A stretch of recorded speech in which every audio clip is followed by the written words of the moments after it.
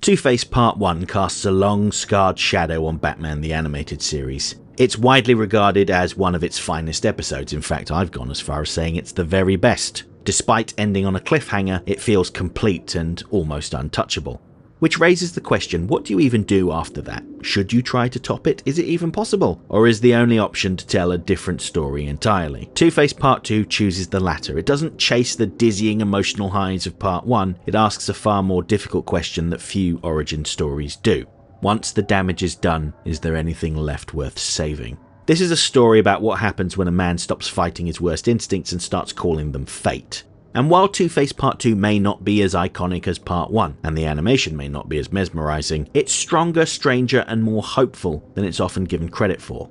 One of the reasons Two-Face Part 2 feels so different from Part 1 is because at its core, it has a very different message to its predecessor. The outline for Two-Face Part 1 was written by Alan Burnett, and this was one of the very first things he wrote upon joining the creative team. Burnett approached Harvey Dent's story with a level of care that was unusual for children's television at the time. He consulted a psychiatrist to ensure that his depiction of dissociative identity disorder was at least grounded in something recognisable, and you can feel that intention in every frame of Part 1. It's a story driven inward, focused on repression, denial and the slow, suffocating pressure of unaddressed anger. Harvey Dent's downfall comes because he refused to confront what's already inside of him.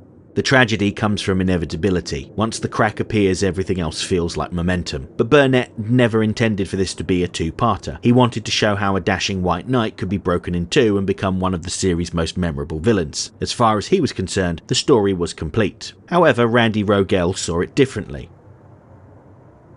Now, Rogel, who wrote the teleplay for Part 1, insisted that Two-Face had to have a second act. He strongly felt that you couldn't just leave it on that cliffhanger. It was too dour. And that insistence tells you everything you need to know about the shift in philosophy between the two episodes. Where Burnett was interested in showing how a man breaks, Rogel was interested in what remains after the break and how he might piece himself back together.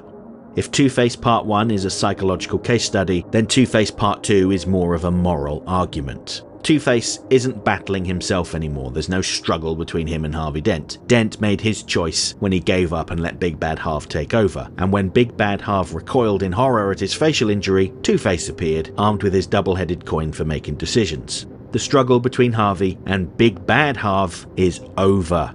And that's why Part 2 feels colder, more rigid and a little more fatalistic on the surface. But beneath that rigidity is something Burnett's episode never needed to concern itself with. Hope.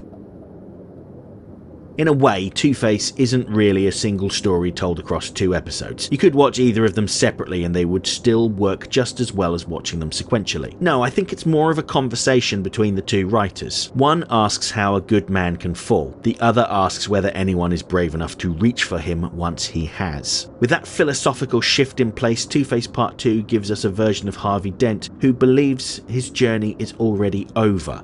So yes, in Part 1, Harvey was defined by resistance. He fought against Big Bad Harv and buried him under layers of composure and civic duty. The tragedy came from watching that resistance fail. In Part 2, there is no resistance left. Two-Face doesn't argue with himself, he doesn't sweat or panic or fracture. He flips a coin and whatever it says becomes truth. It's not like the good side means Harvey Dent takes control and the bad side lets Big Bad Harv take over. Two-Face is someone else entirely. In Two-Face's mind, the coin flip is fair and final. Essentially, it's his new ideology, a way of avoiding responsibility while pretending to embrace fairness. If everything is chance, then no one is truly to blame, not even him. But there's a flaw in his logic. Heads or heads, good or bad, the outcome is always violence. Two-Face isn't surrendering control to fate, he's rigging the system and calling it justice. Take the raid on the bookies at the start of the episode. Sure, the bad side tells him to go ahead with the raid, but the good side would have meant he'd just target somewhere else instead. Similarly, when his twin henchmen, Max and Min, get a little too greedy and try to steal the bookies' jewellery, Two-Face's coin flip means that they will only steal from Thorne, not one of his employees' personal items. Essentially, the coin flip decides between doing something bad and doing something really bad. In Two-Face's earliest comics, his coin toss would sometimes determine how he spent his loot. Bad side, he'd keep it for himself. Good side, he'd donate it to an orphanage. So BTAS's version is quite different in that regard. And this sense of artificial balance bleeds into everything around him. Where Part 1 used visual symbolism to reflect Harvey's internal collapse, like Harvey Dent's pouring sweat and backgrounds fading to red, Part 2 replaces that language with structure, symmetry, lists, patterns, and rules. Part 1 was about Dent losing control of his life, and Part 2 is Two-Face taking it back through rigid cruelty and chance. And that's ultimately why Batman struggles to reach him, because you can't argue with someone who's already convinced that morality is nothing more than luck. So, if Two-Face represents surrendering to chance, then Batman by his very nature stands in opposition to it. Batman doesn't believe in luck or destiny, he believes in preparation, responsibility, and in doing the right thing, even if it's harder. And that's precisely why he's so badly outmatched here.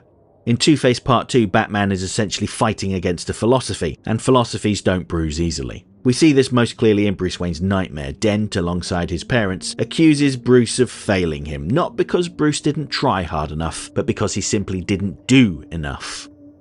When Bruce vows to save Dent no matter the cost, it's less of a declaration of confidence and more of an act of defiance. He refuses to accept that Harvey is beyond reach, even when every piece of evidence suggests otherwise, and yet Batman alone can't reach him. Because the one variable Two-Face's worldview can't account for is love. And this is where Dent's fiancée Grace Lamont comes in. In the first part, she was little more than the doting love interest, someone whose only purpose was to show what Dent had lost. In Part 2, she has a more significant role in challenging Two-Face's philosophy. She doesn't deny or downplay what he's done, and she doesn't pretend that the damage can be undone easily. What she refuses to accept is the idea that goodness is random and the best part of Harvey Dent's life were merely the result of a lucky coin toss. She tells him that he earned his successes through effort and integrity, and that's why she fell in love with him. She directly challenges the foundation of Two-Face's belief system. If she's right, then the coin is a lie. And if the coin is a lie, then Two-Face has been hiding behind it all along. And speaking of hiding, I think it's very interesting how Two-Face tries to conceal his facial injury from Grace. As well as trying to shield her, I think it also hints at Two-Face's doubts about his own philosophy. I'd argue that the cloth mask isn't just there to hide his injury, really it's there to protect him. A final flimsy barrier between Two-Face and a world he's convinced can only see him in pieces. Two-Face decides when his disfigurement is visible and when the conversation becomes about chance instead of shame. But Grace very gently takes that control away. Without asking for permission or making a lengthy speech, she tells him that she doesn't agree with his new philosophy, stares him in the eyes and simply removes the cloth. He flinches, but she insists. She sees him fully without recoiling. And as far as she's concerned, there is no good side and bad side, just a man who is scarred, frightened and profoundly human. She sees him and she forgives him. It's the inverse of that final scene at the end of Part 1. There, Harvey is alone, confronting his reflection and recoiling in horror. Here, Grace shows him that she loves him as he is, not as he was, and that love is what he should be putting his faith in, not chance. And for a moment it works. He starts to make a choice without the coin and embraces her, which of course is when the world intervenes. Enter Rupert Thorne. Now, Thorne is the perfect antagonist for this version of Two-Face. Where Two-Face once believed in justice and now believes in chance, Thorne believes in power, money, and leverage.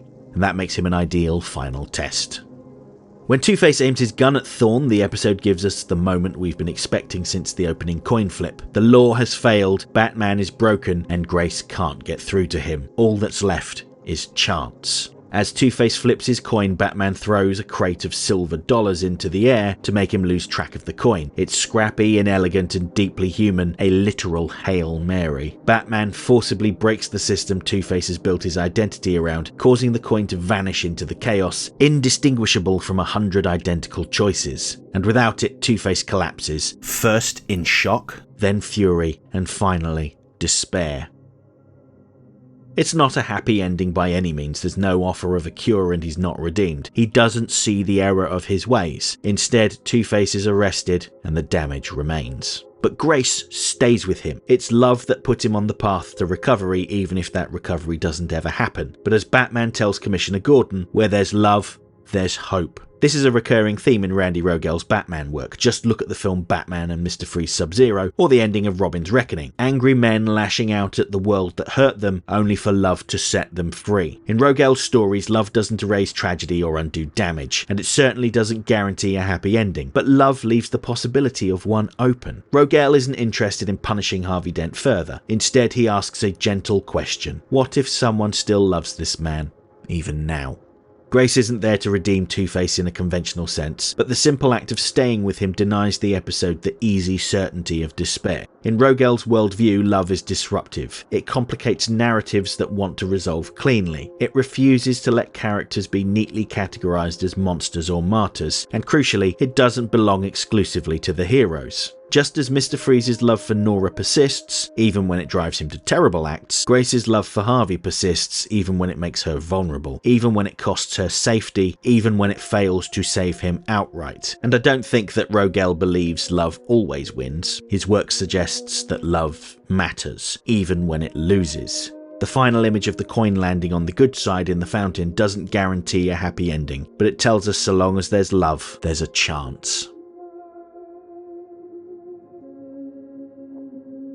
Okay, that's it for this essay. If you enjoyed the video, don't forget to like, share, subscribe, leave a comment, tell all your friends about me. You know how YouTube works. If you really liked the video and feel like tossing a buck or two my way, please consider using the thanks button, because every little helps. And if you have really enjoyed my work, you might want to pick up a copy of my book, Rogues Gallery. It features 22 essays on villains from Batman the Animated Series. There's a beautiful cover by Batman the Animated Series background artist John Calmette, a foreword by director Dan Reber, and a moving segment from the late Kevin Conroy sharing his thoughts on life, love, and loss. Plus, an exclusive essay on the Condiment King that will never be made into a video. Rogues Gallery is available worldwide on Amazon, both digitally and in softcover. Finally, channel memberships are just $1.99 a month and give you early access to my essays, custom emojis, and your name featured on my members end screen, which has been rolling for a little while now. Huge thanks to everyone who's already part of this. You've helped to make these videos possible. If you want to see your name up here too, join the channel now. And while I have your attention, please consider checking out my other channel, Serum Lake Comics, where I talk about mostly DC comic books.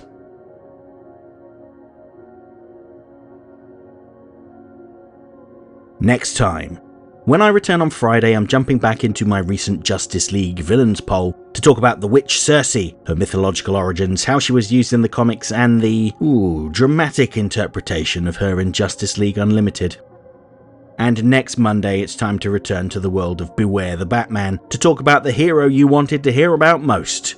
Yes, it's time to discuss Katana. Hope to see you then.